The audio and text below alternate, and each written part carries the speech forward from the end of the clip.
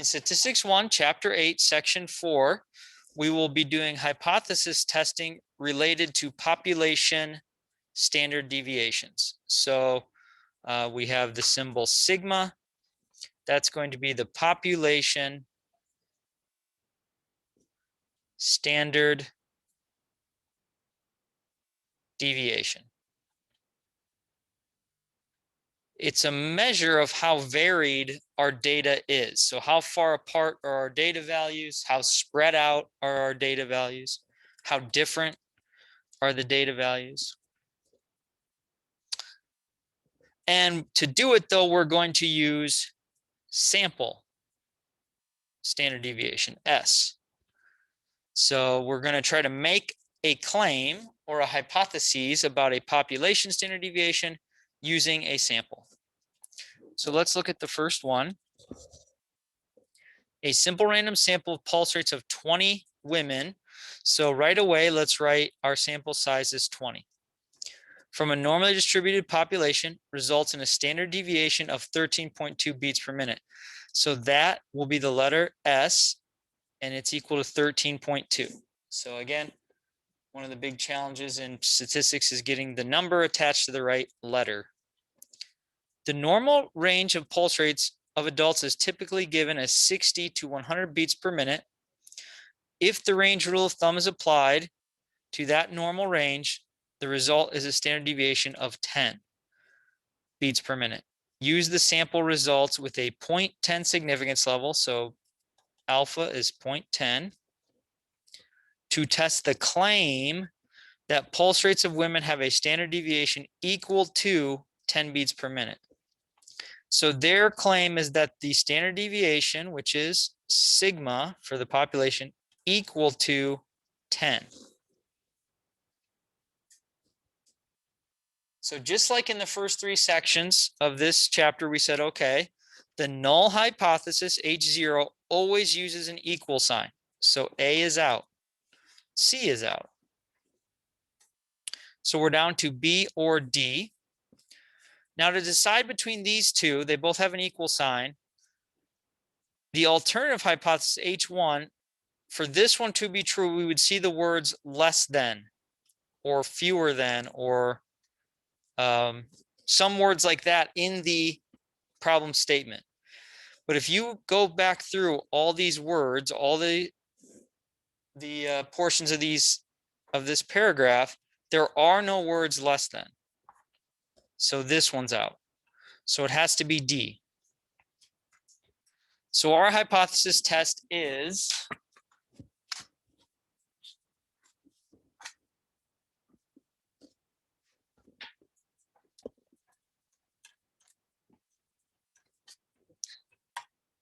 that the standard deviation of beats per minute of all women is 10 beats per minute. That's their claim. And the alternative is it's not 10 beats per minute. So it could be smaller than 10, it could be bigger than 10, we're not sure. Okay, so that's the setup. Now to do these problems, I think all the problems today we're going to use Statcrunch because the mathematics gets just a little bit challenging. So we'll let the computer do it for us. And we're going to be using a chi-square test. So we saw this back in chapter 7. And it's going to pop up again. But for us, we just need to have the steps for Statcrunch to get the answers. So let's record those. So there's no data here. So to access Statcrunch, you're going to go to question help in the top right of any of the homework problems. And you're going to select Statcrunch. And then stat.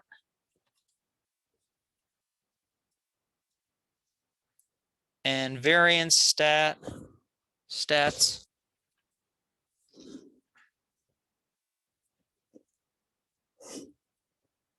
You'll select one sample.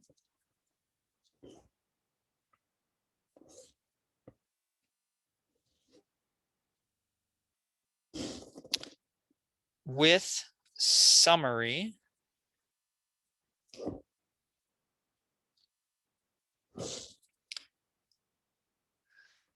and you'll have two boxes to fill in: sample, variance, and sample size. So there'll be literally text boxes that you'll have to enter numbers in. But this is where the problems can get a little tricky.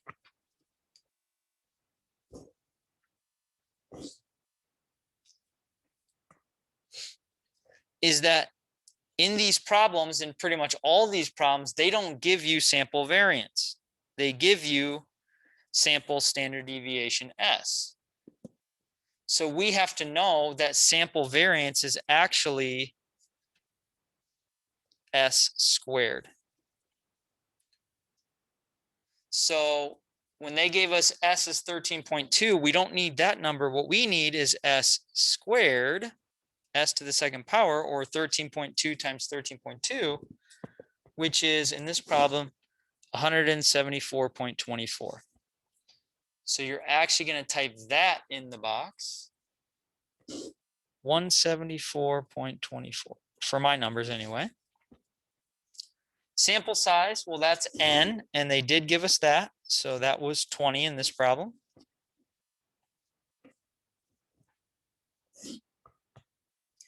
Then there'll be a section where you'll have to set up the hypothesis test. And it says hypothesis test for sigma squared. Well, this is again where we have to do a little math here. They did not give us sigma squared. They gave us sigma. The claim is that sigma is 10. So if sigma is 10, then sigma squared is 10 times 10, which is 100. So we're actually going to make a claim about the variance, not the standard deviation. But they're related just by square roots and squares, so we can move back and forth between them. So here's what you have. You would set this up. It would say sigma squared equals, and you have a box to fill in. In this problem, you'd fill in 100. The alternative, sigma squared, this 100 will auto-populate down. But then the box you have to pick is what symbol goes in between the sigma squared and the 100. Well, we already answered that. So since we said D was the answer up here, the symbol is this not equal to sign. So this one you would select not equal to sign.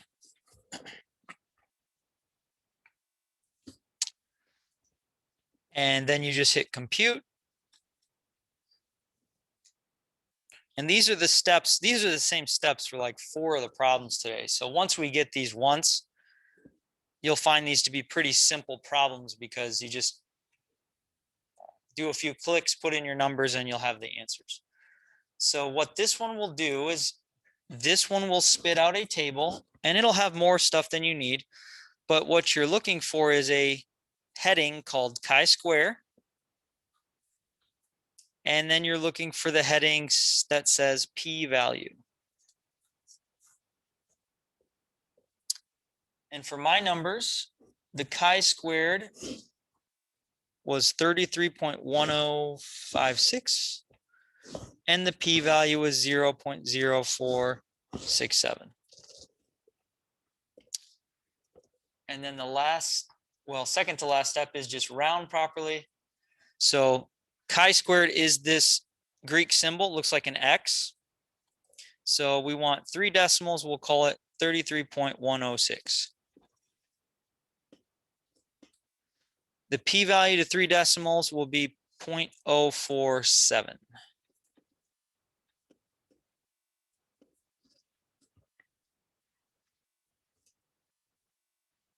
Now the last step, like all final steps in this chapter, is to compare this p-value to alpha. We said alpha was 0.10. So we're going to have, I like to write the alpha right next to this p-value, 0.10, which is bigger. 0.047 is smaller than 0.10. If the p-value is smaller than the alpha, you always reject H0. And we made a little table in section 8.1 to know what to do. If this is less than, we do this. If it's greater than, we do something else. But I'm hoping by the end of this chapter, you kind of have this figured out.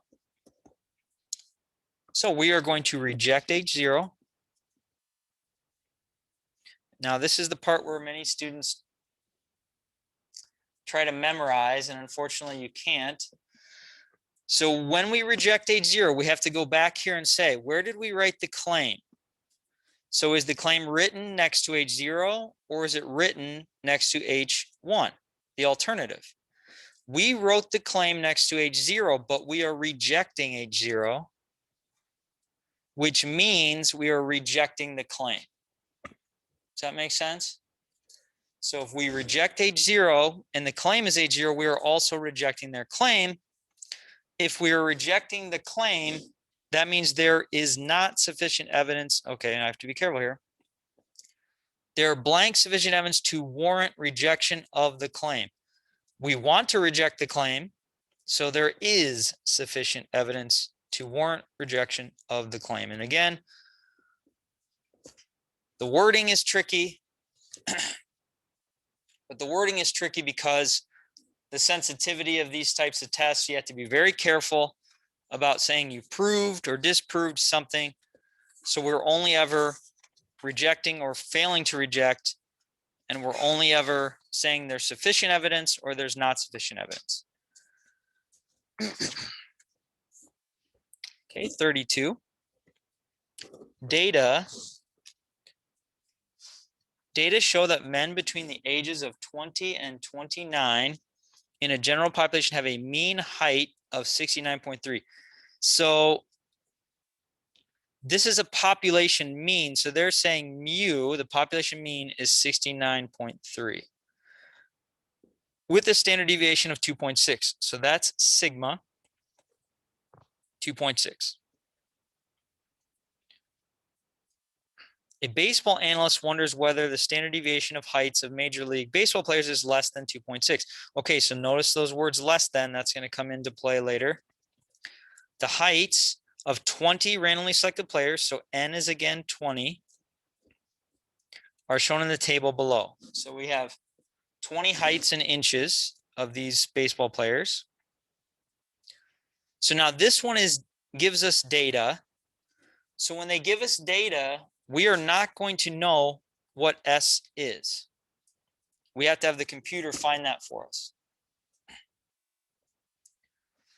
Okay, so let's fill in as much of this as we can before resorting to the computer. And also make the note that they're using alphas 0.10. So the null hypothesis in these problems is going to be related to standard deviation. So the symbol we use is sigma. And I said in this class, the null hypothesis will always use the equal sign. So those first two blanks should be pretty straightforward. Now, if I use sigma here, I have to use sigma here. If this number is 2.6, this number has to be 2.6. So these things will always match. The symbol that goes here is this less than from the words in the paragraph. So we need a less than symbol here. Now let's also add the fact that this is the claim. So a baseball analyst wonders whether baseball players have a standard deviation less than. They never use the word claim, but that is the claim. He's wondering about that. He or she is wondering about that. Okay, so now we're at the point where we need the computer. So chi-squared, p-value, to get those, we're going to resort to the computer. And here are those steps. So there will be a little table button.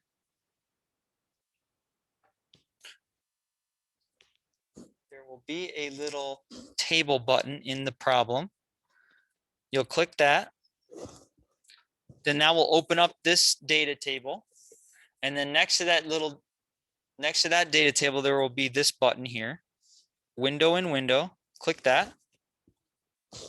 And we want to open in Statcrunch.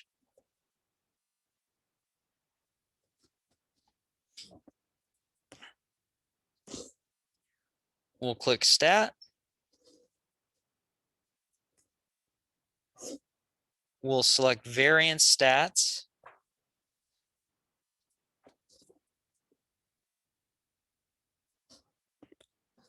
One sample again.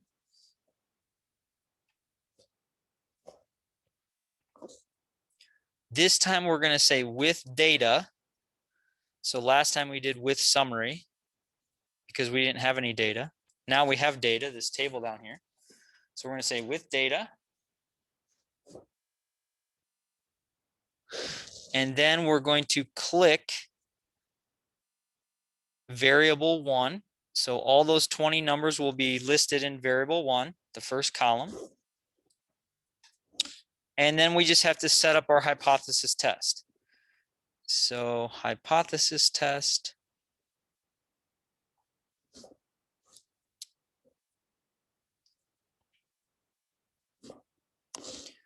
And it's going to say H0 sigma equal to, and this is where we have to plug in, oops, this is not sigma, it'll say sigma squared.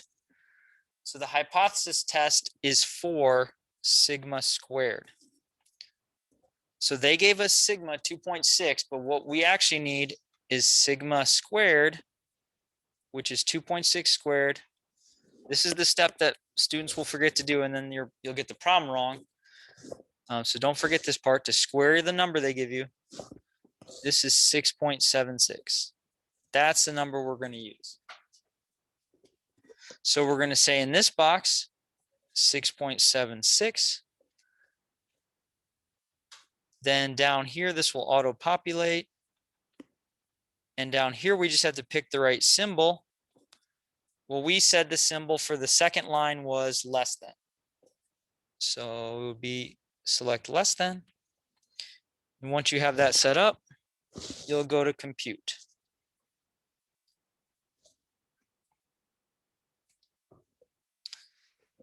And once again, you'll get a table.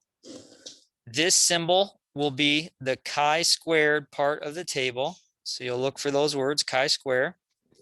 And for our problem, rounded to 3 decimals, this answer becomes 11.383.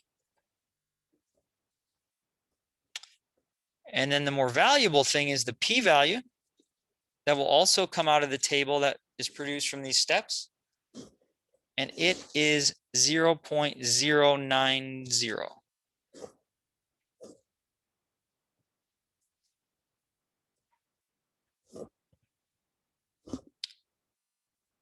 And just like before, we're going to compare this number to the alpha they gave us of 0.10. So compare this to alpha of 0.10, and it's just barely 0.09 is smaller than 0.10. If the p-value is smaller than alpha, we always reject H0. So it's just like the other problem.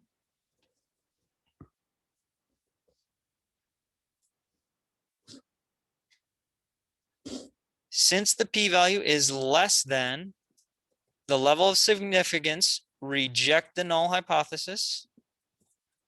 They're blank sufficient evidence to conclude that the standard deviation of heights of Major League Baseball players is less than 2.6. So notice their claim lines up with the alternative. We're rejecting the null, H0, which means we are supporting the alternative, which means we're supporting their claim. So there is sufficient evidence to support their claim.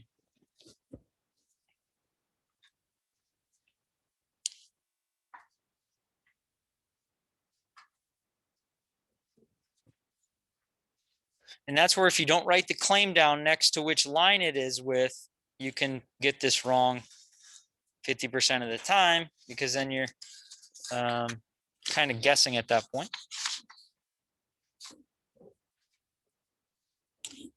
Okay, 33.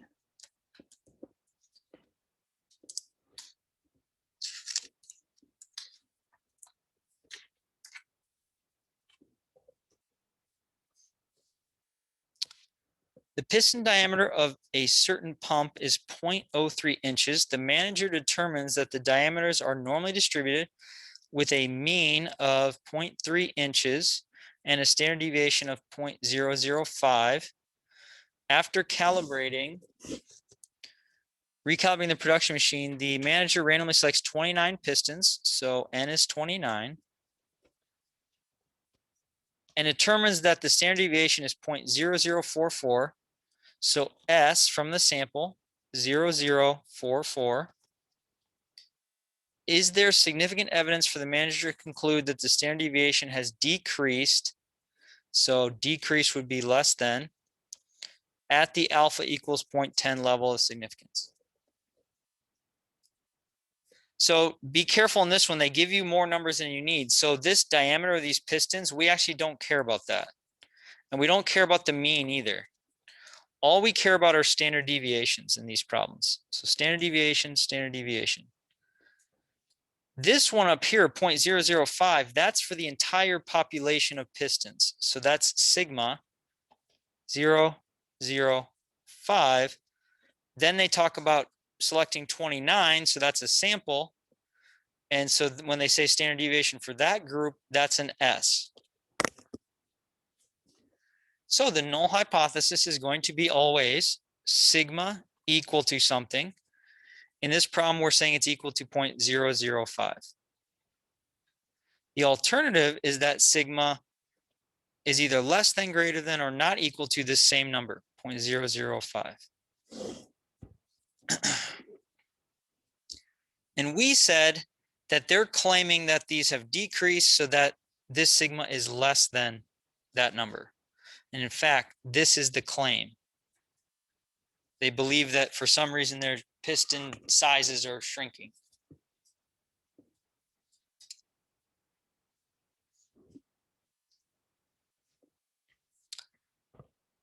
Okay, so this is the same steps as 31.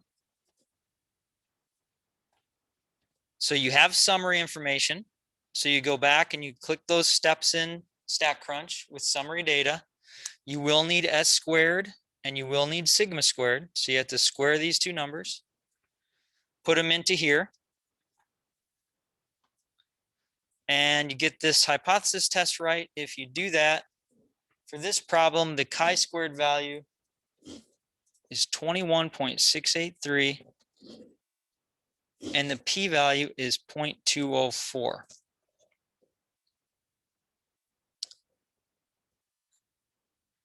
The p-value is 0.20. We're checking this against an alpha of 0.10. And the most important, this is the most important step for all these problems, is which is bigger? 0.20 is bigger than 0.10. If the p-value is bigger than alpha, you always fail to reject H0.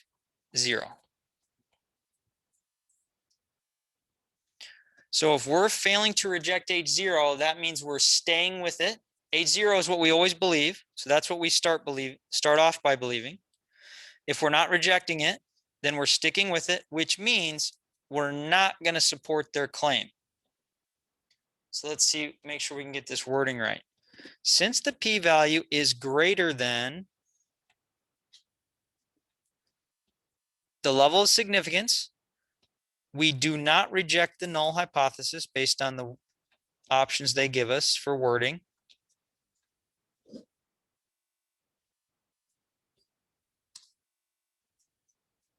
They're blank sufficient evidence to conclude that the standard deviation has decreased. So this statement right here is the alternative, but we're not supporting that.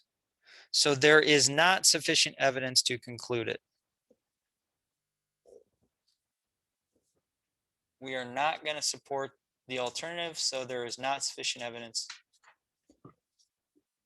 to conclude that the standard deviation has decreased.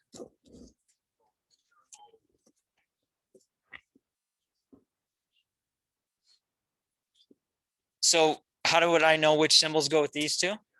Okay. Yeah, so here they say the piston diameter, the manager determines the diameters are normally distributed with a mean of this and a standard deviation of this. So basically, let me work it the easier way. After they told us they selected 29 pistons, any numbers after that are sample numbers. And sample numbers always get regular alphabet letters. So X bar, S, N, things like that. So it's easier to actually identify that S is this 0.044. And then this other standard deviation. So I've got another standard deviation. Well, that has to be assigned to sigma because that's the only other letter that represents standard deviation. So look for when they say we've selected a number.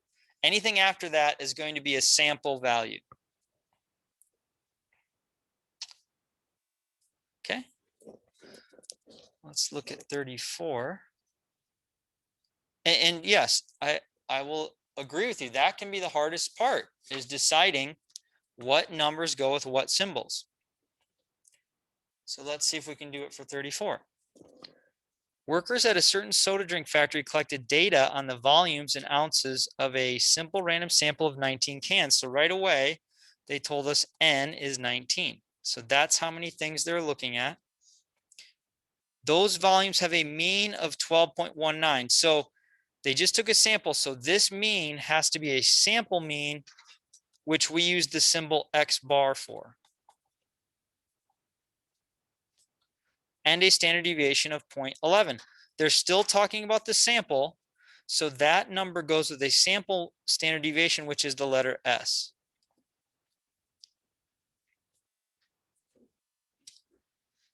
And they appear to be from a normally distributed population. If the workers want the filling process to work so that almost all cans have volumes between 12.01 and 12.61, the range rule of thumb can be used to estimate that the standard deviation should be less than, okay, so less than, that's an important set of words, less than 0.15. They just gave us another standard deviation. So the only other letter I have for standard deviation is sigma, and they said it should be 0.15. Use the sample data to test the claim that the population of volumes has a standard deviation less than 0.15. Use a 0.01. Alpha is 0.01 significance level. Okay. In fact, this problem can actually help you because in every single example here, they use sigma and they use 0.15. So this one kind of tells you sigma must be 0.15. Now let's eliminate C because they didn't use an equal sign here. Let's eliminate B because they did not use an equal sign here. Now to determine between A and D, we know that they want the less than symbol in here. So it's got to be A. Equal to, less than. And their claim lines up with the less than symbol.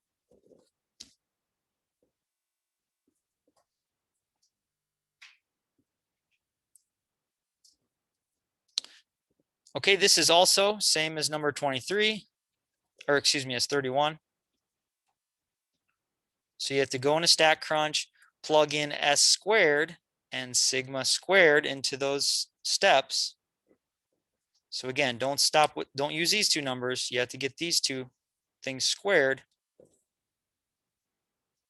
And once you plug those in, we should get a chi-squared of 9.680 and a p-value of 0.0581.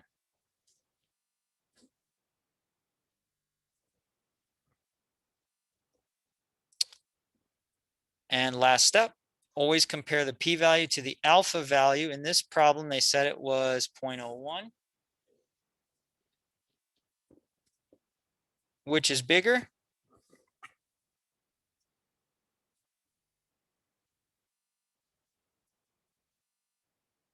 .05 is bigger than 0.01, yes? So the p-value is bigger than alpha. So what will we do for our final conclusion?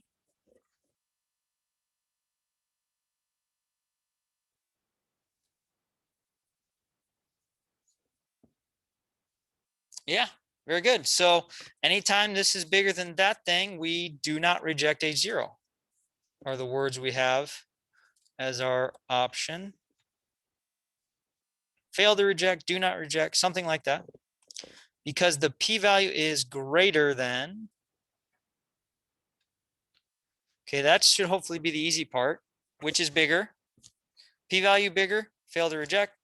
P-value smaller, reject. Now the slightly more challenging part is, okay, well, what does that say about the claim? Well, their claim is the alternative, but if we do not reject H0, that means we are staying with H0. So we're staying here in this line, which means we're not supporting the claim. So we're not jumping down to this line. So we would say there is blank evidence to conclude that the population standard deviation is less than. There is insufficient evidence.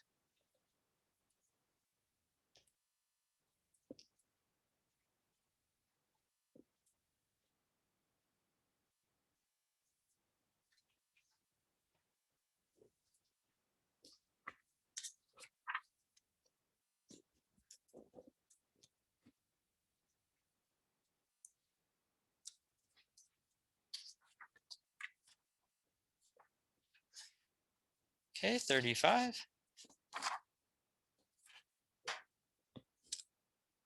A simple random sample of 28 filtered 100mm cigarettes. So notice right away, simple random sample of, that's an N value. N is 28. 100mm cigarettes is obtained from a normally distributed population, and the tar content of each cigarette is measured. The sample has a standard deviation of. So when they say sample standard deviation, that is an S value, and it's 0.20. Use a 0.05 significance level. Significance level is alpha, so that's 0.05. To test the claim that the tar content of filtered cigarettes has a standard deviation different from. The words different from mean not equal to.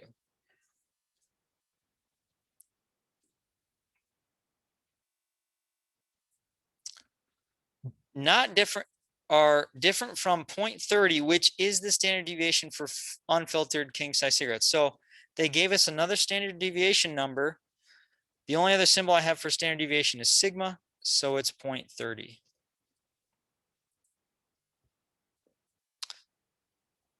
So we should be able to get this first part, hopefully. The top line should always use equal sign. So that means A is gone and B is gone. And then the second symbol we want is not equal to. So D has to be the answer here.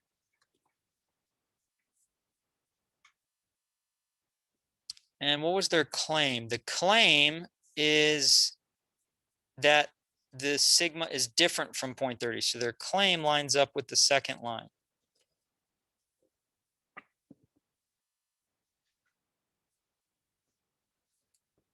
Okay, this is exactly the same. From S, you calculate S squared.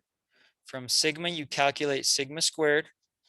Use those values into Statcrunch, just like number 31, the first one we did. And the computer will spit out the following.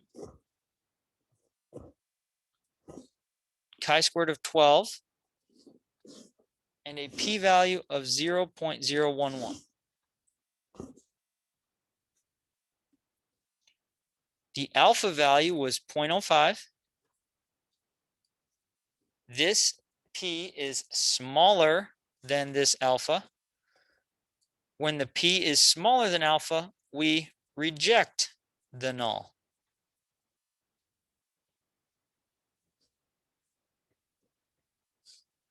Now, if we're rejecting the null, that means we're crossing it off, which means we must support the alternative. So we are going to support their claim. There is sufficient evidence to conclude that tar has a standard deviation different from 0.30. So there is sufficient evidence to support what they're saying.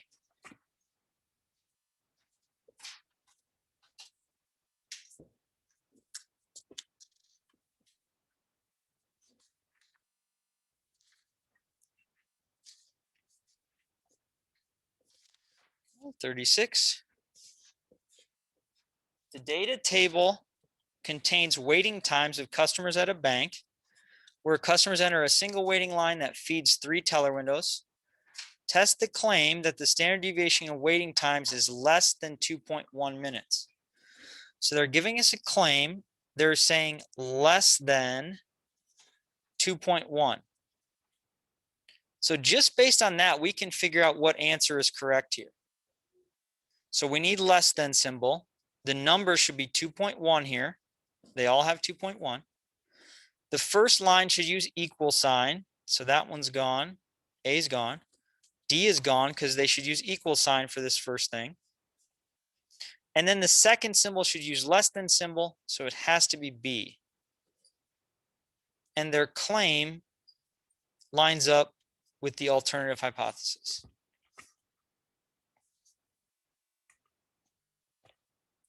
Use a significance level of 0.025. Let's write that down next to the P value because that's what we're going to use to check it. So alpha is 0.025. Now this one, they give you a big data table. So this one is just like number 32.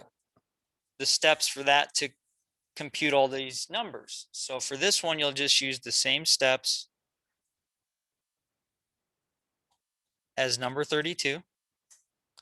And the computer will run through all those numbers. There's a bunch of them.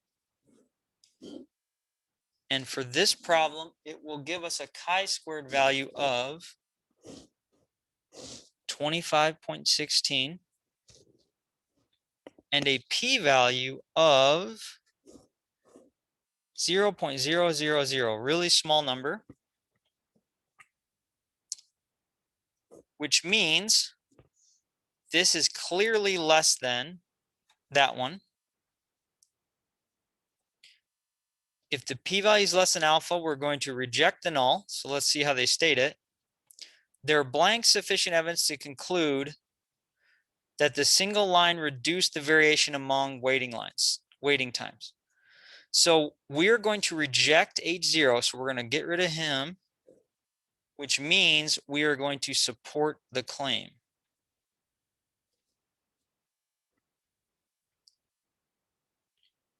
And their claim is that variation is less in these single lines. So there is sufficient evidence to support that claim because H0 is rejected by the hypothesis test.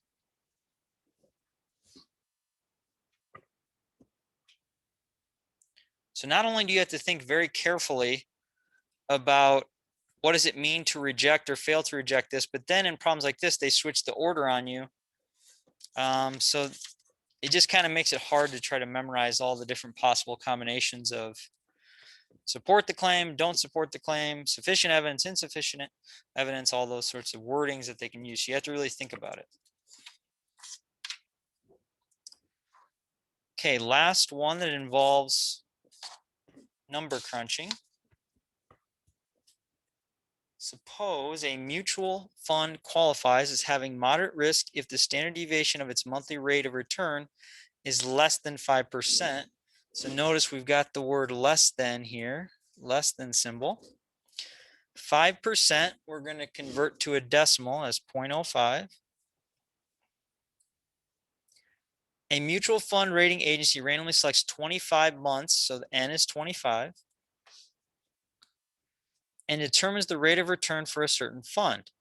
The standard deviation of the rate of return is computed to be 4.69. So this standard deviation we've already used. Well, this is sigma, but I didn't state it yet. But they just talked about selecting a sample. And then the next thing they said was standard deviation. So a sample standard deviation is S. And we'll convert this to a decimal, 0.0469. Is there sufficient evidence to conclude that the fund has moderate risk at an alpha of 0.05? So our alpha, let's write it down here next to the p-value, is 0.05.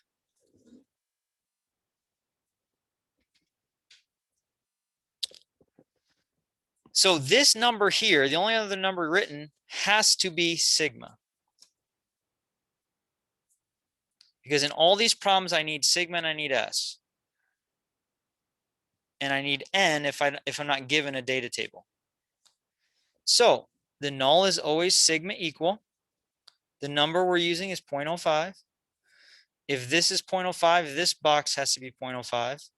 If this is sigma, this box has to be sigma. Then the only other thing to get right is what symbol goes here. Well, we saw the less than words, so less than.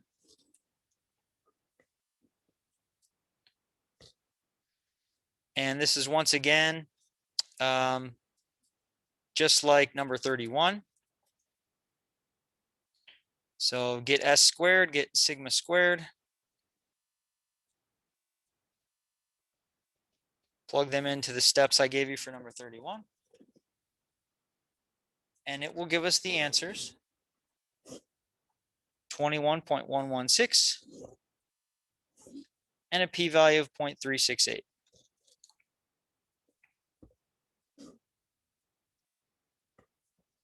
.36 is bigger than 0.05. So since the p-value is greater than the significance level, we do not reject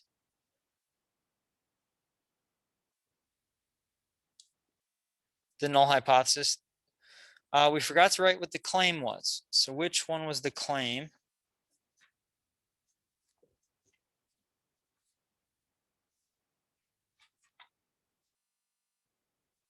Is there sufficient evidence to conclude that the fund has moderate risk? Normally distributed. What are the correct hypotheses for this test?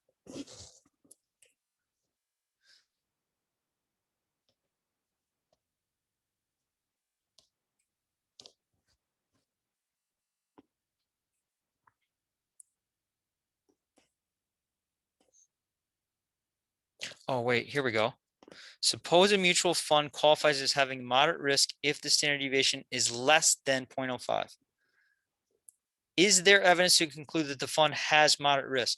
So to have moderate risk, it has to be less than 0.05. So that's the claim. And that one's really tricky to find because they never say the word claim. So the claim is the alternative. But if we are not rejecting the H0, that means we are not supporting. So I like to think of this problem as I have to support one of these lines. I'm either going to support the first line or the second line.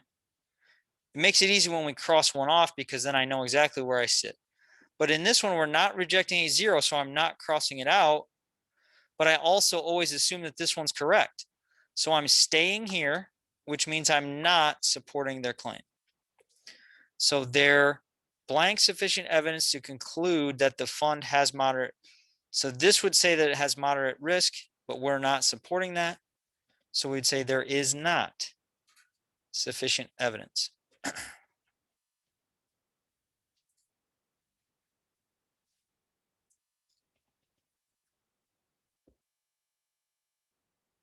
I know these can be tricky. So you're going to want to go through, the logic on these problems all the way back to 8.1. We've seen a lot of these problems now, probably close to 20. And you want to go through and look at the logic and make sure it makes sense. And if you see enough of them, it'll start to become clear. Okay, 38. Which of the following is not a requirement for testing a claim about a standard deviation? The chi-squared distribution is used. Well, yes. So we saw the chi-squared symbol showing up again and again in these problems. Sample is simple random. So a lot of the problems stated simple random. That's true. The population has a normal distribution. Most of the problems said that. They said the data came from a population that is normally distributed. So the only one that's not true is C, that the population must be skewed to the right. No, that's not true.